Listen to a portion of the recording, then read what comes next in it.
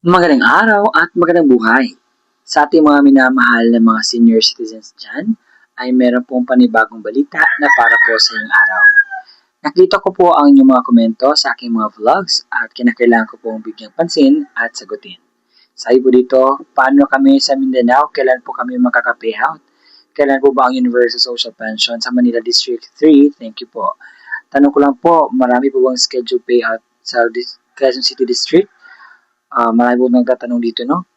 But attention sa lahat ating mga senior citizens, may payout releasing na, payout schedule sa January 19, 2026.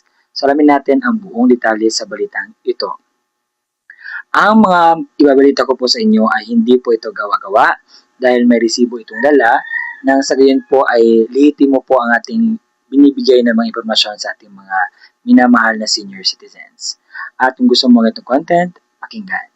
Ang isa sa ating mga lugar na may payout ay ang Local Social Welfare Balabagan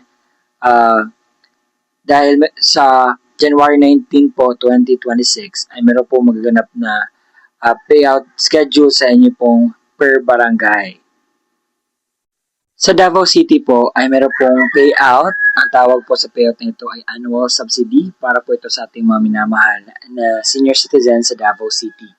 Ito po ang mga lugar na mag-payout.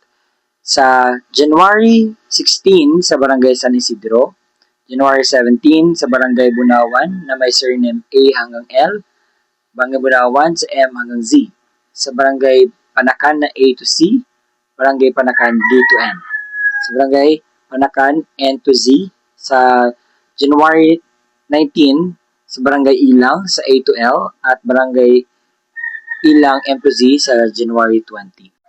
At yun po ang mga lugar kung saan may magaganap na payout sa social pension at annual subsidy. Alam mo kung marami din nagtatanong, Sir, bakit wala pa sa aming lugar? Bakit ganito ganyan? So ang gagawin po natin is puntahan po natin ang ating barangay at tanungin po natin sa update sa social pension for indigent senior citizens. Nasa ganyan po ay meron tayong idea kung ano na ba ang ganap nito, kailan po ba mag-payout at ano yung dapat ninyong gagawin.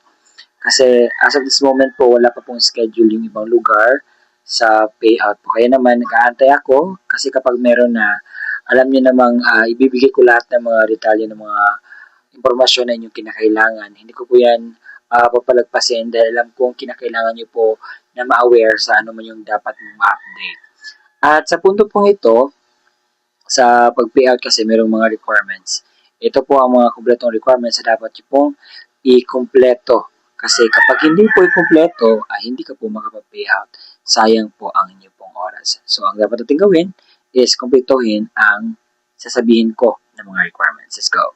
Citizens or benepisyaryo ang kukuha ng kanyang payout, isang malinaw na photocopy or Xerox ng senior citizens ID na mayroong tatlong original na pirma or thumb mark katulad sa ID ng senior citizens. Paalala, panatilihing presentable ang mga dokumento, ilagay sa plastic envelope nang iwasang magusot. Huwag bilutin ang mga papel at siguraduhin pareho ang pirma o thumb mark base sa senior citizens. Kung authorized representative ng senior citizens or beneficiary ang kukuha ng pensyon, isang malinaw na photocopy ng ID ng senior citizens at lagyan na tatlong original na pirma o thumb mark katulad ng nasa ID ng senior citizens. Authorization letter na nagmumula sa MSWDO, CSWDO at OSCA na mayroong original na pirma na MSWDO, OSCA, senior citizens at authorized representative. Isang malinaw na photocopy ng government-issued ID gaya ng SSS, updated PhilHealth ID, Barangay ID, UMID, Voters ID, updated voter certification, updated police clearance ng authorized representative at lagyan na tatlong original na pirma o thumb mark katulad ng ipapakitang ID. Paalala, siguraduhin pareho ang lagda thumb mark ng senior citizen, beneficiaryo at authorized representative base sa kopya ng government-issued ID na presenta. Kumpletuhin ang mga hinihinging nagda, thumb mark sa authorized letter, iwasang magusot at huwag bilutin ang mga dokumento.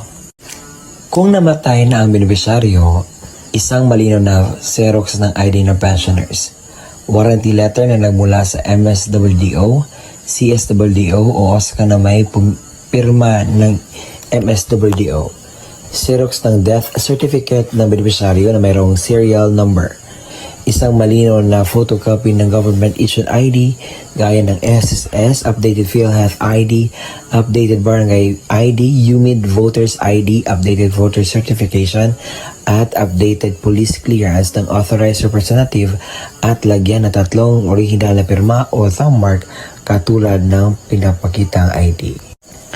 Paalala, kumpletuhin ang mga hinihinging lagda o thumb mark sa warranty letter at iwasang huwag gusot at huwag bilutin ang mga dokumento. Kung wala ang death certificate, kinakailangan ng certificate mula sa MSWDO, CSWDO na nakasaad ng pagpatunay na ang benepisyaryo ay patay na at kasalukuyan inasikaso ang death certificate. Huwag kalimutan magdala ng iyong ballpen na itim, payong at saka tubig. At kung meron na doon na po kayo sa payout, kinakailangan niyo pong gawin ito. Kinakailangan kumain muna kayo before pupunta sa payout. Magdala ng sariling ballpen, inumin at gamot kung kinakailangan.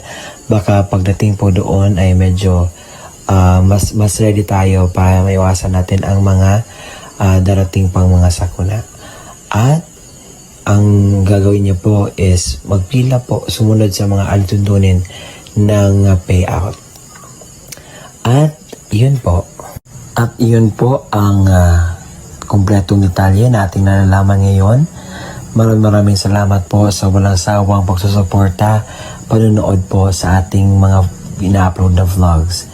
Umabot na po tayo sa 70,000 subscribers. Maraming salamat po and God bless us all. Gawin natin 100K. Kaya ba? Salamat!